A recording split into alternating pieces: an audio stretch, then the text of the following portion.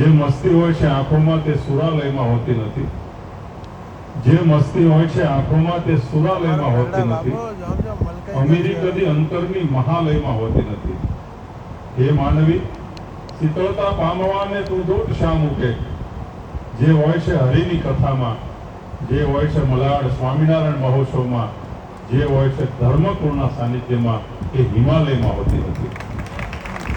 આજે ધન ભેગતા તાપમાં શોભાયાત્રામાં તો જાણે એવું જ લાગતું હતું કે તમે હિમાલયમાં નાચતા હો.